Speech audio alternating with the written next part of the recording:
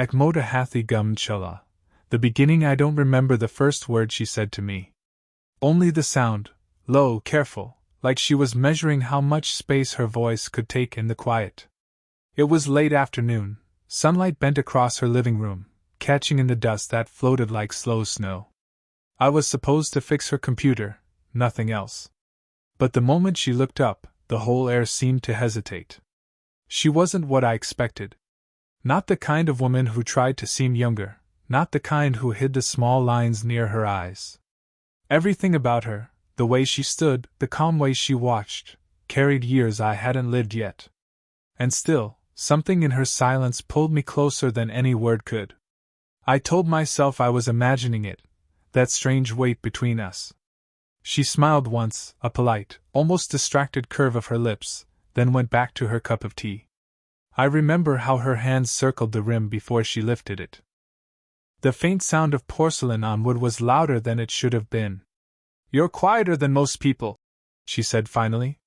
"Maybe I just listen more," I answered. That made her glance up again, not long, but long enough to feel like she'd seen something she wasn't ready to. She nodded like she agreed, but didn't say why. The computer hummed. Her clock ticked too slowly. Outside, the wind pushed against the window, soft but steady. Every sound felt like it was waiting for something to happen.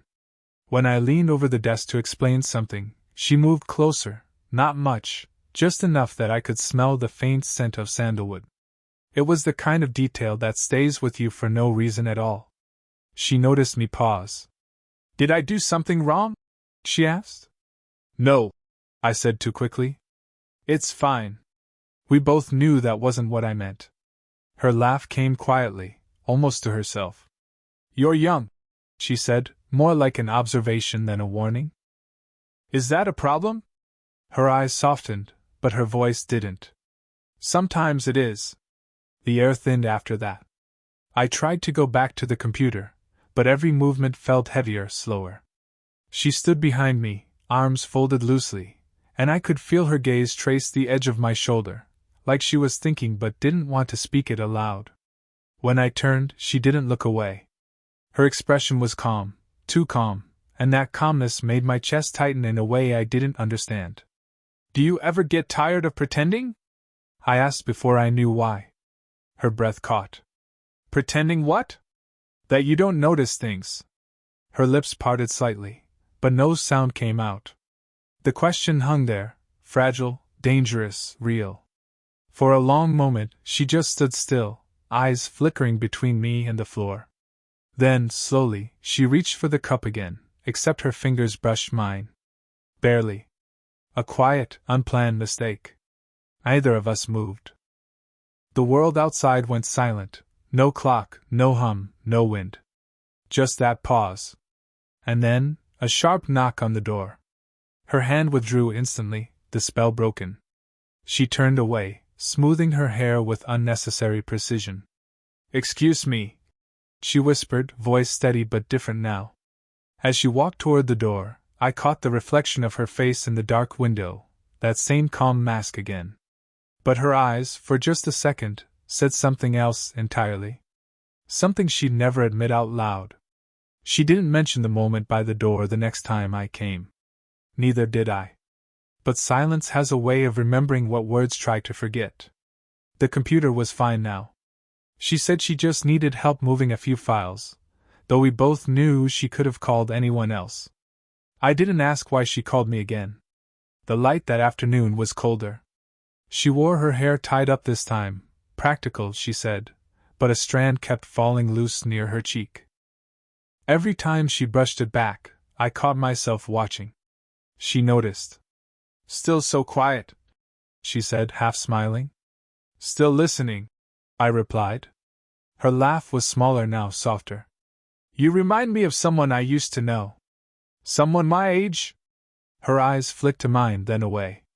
"Someone who used to look at me like you do." The air changed again, that same careful stillness from before. I wanted to say something to pull us back into safe conversation, but she saved me from it. "He left," she said finally. "Married someone else. I think I learned to stop expecting anyone to stay after that." I didn't know what to do with her honesty, so I just nodded. But inside, something in me shifted, not pity, not curiosity, just a quiet need to understand the spaces she kept closed. You don't talk much about yourself, she said. Not much to say. That's rarely true. She leaned forward slightly, elbows on the table. Her voice was steady, but her fingers were restless against her cup. Let me guess, someone hurt you. Not really, I said. Just learned early that people move on faster than you think. Her gaze softened. So that's what we have in common. The silence that followed wasn't awkward. It was full, like both of us had said too much and exactly enough. When I stood to leave, she reached for the same folder I did. Her hand brushed mine, deliberate this time. A pause. Her fingers lingered a second longer than necessary. I could hear her breathe, not fast, not nervous, just there. Close. Then she withdrew, clearing her throat. I should stop doing that. Doing what? Making things complicated. I almost said her name then, but it caught in my throat. Instead, I said, maybe it's already complicated. She froze. A small smile appeared, the kind that hides behind restraint. You shouldn't say things like that. Why? Because you mean them, she whispered. Her eyes held mine for a moment too long, until the air between us felt charged again, too full of things that shouldn't be said. Then she turned away, pretending to rearrange papers that didn't need arranging. As I left, I looked back once. She was still standing there, her hand resting lightly on the table, the same hand that had brushed against mine. And though neither of us spoke, it was clear that whatever we were trying to ignore was already happening, quietly, inevitably, in the pauses between everything we said. The third time I went to her house, it wasn't planned. She'd forgotten her glasses at the cafe near the station, and I happened to be there. When I returned them, she invited me in, just for a minute, she said. The minute stretched into an hour. Rain started halfway through our conversation. It drummed against the windows like it had something urgent to say. The air smelled of wet earth and her jasmine tea. I watched the way she cradled the cup in both hands, as if holding warmth was safer than finding it. You shouldn't keep coming here, she said quietly. You keep letting me in, I replied. Her eyes flicked up. For a heartbeat, either of us breathed. She looked away first, her voice low. If people saw this, they'd misunderstand? No, she said. They'd be right. The words hit harder than they should have. I stepped closer, not because I meant to, but because her honesty left no space between us. Do you care what they think? I asked. She hesitated. I care what happens to you. The clock ticked louder, marking the distance between what we wanted and what we could say. A sound broke through, her phone vibrating on the table. The name flashing on the screen was a friend of hers, someone who called often. She didn't answer. You should pick up, I said. I will, she whispered, not moving. The rain thickened, blurring the world outside. The room felt smaller now, warmer, filled with something unspoken. She was standing close enough that I could see the small scar near her collarbone, the one she always covered with a necklace. I don't know what this is, I said. Then don't name it, she replied. Her hand brushed past mine as she reached for the teapot. Just a touch, but it stayed, an echo either of us could pull away from. Sometimes, she murmured, eyes fixed on the steam, it's easier to pretend we don't want something until we're alone with it. The air between us thinned. I could hear my own pulse in the quiet. Her hand trembled slightly as she set the cup down.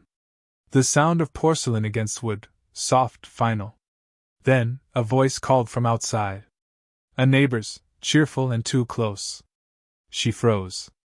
I moved back instinctively. The knock came seconds later. She answered through the door, calm and light, as though nothing unusual was happening. I stood in the hallway, hidden from sight, listening to her steady tone, and to the tremor she tried to hide beneath it. When the door finally closed again, she leaned against it, eyes shut. I told you, she said softly. Someone will find out. I took a step toward her. She didn't move. Her breath brushed the air between us, warm and close. For a moment, everything, the storm, the neighbor, the guilt, disappeared. We didn't kiss. But we didn't step apart either. And in that single suspended breath, we both knew, whatever line we thought existed was already gone. The rain hadn't stopped in 3 days. She hadn't called. I told myself it didn't matter, that maybe it was better this way. But the lie didn't hold long. By the 4th evening, I was standing outside her house again, umbrella dripping, heart louder than the storm. She opened the door halfway, surprise flickering across her face before she masked it with calm. "You shouldn't be here," she said. "I know. Then why are you?" "Because you keep pretending you don't want me to be." Her breath caught. For a moment neither of us spoke. The sound of rain filled the gap between us, steady, merciless. She stepped aside. "Come in before someone sees you." The lights were low inside, the room dim and warm from the small heater by the couch. She crossed her arms, leaning against the table, trying to keep distance that neither of us could respect anymore. "You can't keep doing this," she said. "Showing up. Saying things you shouldn't." "I tried not to," I answered. "But it doesn't work." She looked up then, really looked. Her eyes were tired, glassy with something that wasn't just frustration. "You think this is simple?" she said. "I've spent years building a life that doesn't fall apart because of a feeling. It's not just a feeling." "Don't say that." I took a step closer. "Then tell me to go." She didn't. Her silence was louder than anything she could have said. I could see her hands tremble slightly, the way she pressed her palm against the table as if to ground herself. When I reached for her, she didn't move away. My fingers brushed against her wrist, a quiet, searching touch. She exhaled, eyes closing for a heartbeat too long. "Don't," she whispered. "Please." "Then stop me." Her lips parted, but no words came. The room felt smaller, the air heavy with every unsaid thought. I tucked a strand of hair behind her ear. She didn't stop me. The scent of jasmine returned, faint, familiar, dangerously comforting. Her voice broke slightly when she spoke. "You don't understand what this could cost me." "Then why are you shaking?" The question lingered, neither accusation nor comfort, just truth. She looked up again, eyes wet but steady now. "Because I don't trust myself when you're near." The confession hit like thunder. I didn't move. She did, closing the small space between us until her hand rested lightly against my chest. My pulse answered before I could think. For a long second, it felt like the world held its breath. Her face was inches from mine, her eyes searching, her lips trembling, her voice barely there. "If I let this happen," she said, "everything changes. Maybe that's the point." The words hung in the charged air. She leaned in, slow, uncertain, inevitable, until there was no space left between her breath and mine. And then a phone rang. Sharp. Immediate. Real. She froze.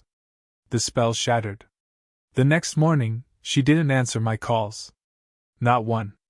By the 3rd try, I stopped pretending I was just checking in. I walked to her house again, only to find the door slightly open. A sound came from inside, soft conversation, 2 voices. One was hers. The other unfamiliar. I hesitated before knocking. When I did, the talking stopped. A moment later she appeared calm but pale. "Oh," she said. "You shouldn't have come today." There was something brittle in her tone, not anger, but something worse. A man stepped out from behind her, older, kind-eyed, holding a folder. "I'll call you later," he said gently, then nodded at me before leaving. I watched him go, heart pounding for reasons I couldn't explain. She turned away before I could speak. "He's an old friend. We were just talking," I finished. "I heard." Her shoulders tensed. "It's not what you think. I don't even know what I think anymore." She faced me then, finally. "You shouldn't have come here without asking." Something in me snapped, quiet, but real. "I thought I had the right to worry." "You don't," she said, too fast, too sharp. Then her voice softened. You don't, she repeated, like she was apologizing for the truth. Silence swelled between us. I took a step forward, but she moved back, her hand brushing the table as if to steady herself. You think this is easy for me? She whispered. Every time I see you, it feels like something I promised myself I'd never want again. Her words hit harder than anger ever could. You think I planned this? She continued. You were supposed to fix a computer, not. She stopped herself, unable to finish. Not what? I asked. Her voice broke. Not make me feel alive again. The room seemed to tilt. Everything that had been unspoken was suddenly right there, between us, raw, undeniable. But then she stepped back again, pressing a hand to her forehead. He knows, she said. Who? The man who just left. He heard us the other day, when you were here. The world slowed. What did he hear? Enough, she said quietly. Enough to make this dangerous. Her hands were shaking now. I could see it, the fear behind her calm, the guilt beneath her words. What happens now? I asked. She looked at me for a long time, eyes glassy, voice barely above a whisper. Now I try to end something that shouldn't have started. She brushed past me on her way to the door, too close, too fast. The scent of her perfume lingered, the warmth of her sleeve brushed my hand. Neither of us said a word. When she reached the door, she stopped, just for a second. Don't come back for a while, she said. Her voice trembled, but her posture didn't. Then she closed the door, soft but final. I stood there, rain starting again, realizing that every boundary she'd drawn had just become real. And for the first time, I didn't know if I'd ever cross it again. Days passed like static, filled with things I did to keep from thinking about her, none of which worked. Every night, I caught myself replaying her voice, don't come back for a while. I lasted 4 days. When I finally saw her again, it wasn't planned.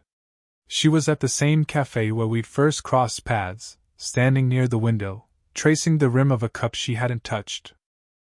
Her reflection in the glass looked smaller, lonelier. I walked in before I could stop myself. She saw me almost immediately. No smile this time, just a long, unreadable look. You don't listen, she said softly. You don't mean what you say, I replied. Her shoulders dropped, a quiet sigh escaping her lips. Why are you doing this? Because I can't pretend anymore. For a moment neither of us spoke. The air between us was crowded with all the things we'd left unsaid. She stood up slowly, motioning toward the back of the cafe. Come with me. We ended up in the small storeroom behind the counter, the hum of the refrigerator filling the silence. It wasn't planned, it wasn't sensible. It was where people went when they ran out of reasons not to. She faced me, arms folded, trying to keep her composure. You shouldn't have come. I know. Then why are you here? Because I needed to see if it was real. Her jaw tightened. And if it is? I stepped closer, close enough to see the faint line of worry above her brow. Then tell me to walk away, and I will. Her breath hitched. Her hands, still folded, trembled slightly. I can't, she whispered. The sound of it broke something open inside me, not victory, not relief, just truth. I reached up, brushing a loose strand of hair from her face. She didn't move away. The motion was small, clumsy even, but it felt like the only language left that made sense. You think this will fix anything? She said, voice unsteady. No, I said. But it's honest. Her laugh was quiet, bitter and tender at once. You don't know how dangerous honesty can be. Then let me find out. We stood like that, inches apart, caught between restraint and surrender. Every heartbeat felt amplified, every breath measured. Her eyes searched mine, looking for a reason to stop, a place to hide. She didn't find one. I'm tired of being careful, she said finally. The words hung in the air, trembling with weight. For a moment, the world outside didn't exist, no rules, no years between us, no fear. Just two people standing too close in a room that had run out of excuses. Her hand lifted, slow, hesitant, resting lightly against my chest. And in that single touch, everything became clear. She wasn't fighting the feeling anymore. Neither was I. But clarity didn't mean peace. It just meant we both knew exactly what we were choosing, and what it would cost. Morning light slipped quietly through her curtains, soft and forgiving, like the world had finally decided to stop watching. We hadn't spoken much after that night at the cafe. No promises, no declarations, just quiet understanding, the kind that sits comfortably between two people who've run out of things to hide. When I knocked on her door that morning, she didn't look surprised. Just tired in the way people are when they've spent too long denying something simple. "You came," she said. I said I would. She smiled faintly, not nervous, not unsure. Just real. "Coffee?" "Always." The house was warm this time, filled with the smell of roasted beans and rain-damp air drifting in through the open window. She moved around the kitchen easily, like everything had finally found its rhythm again. Neither of us spoke for a while. The silence wasn't heavy anymore. It was familiar, steady, the kind that doesn't demand to be broken. When she handed me the cup, our fingers brushed, not accidentally this time. Her touch lingered, calm, certain. "I've spent so long being afraid of this," she said quietly. "Afraid of what people would say, of what it would mean. And now?" She looked at me, really looked, the way she used to when she thought I wasn't watching. "Now I just don't want to lie to myself anymore." Something in my chest loosened, not excitement, not victory, just peace. I set the cup down and stepped closer, close enough that I could feel her breath when she spoke again. "I kept telling myself you'd move on," she whispered. "That one day you'd forget." "Maybe I did," I said. "But somehow, I kept finding my way back here."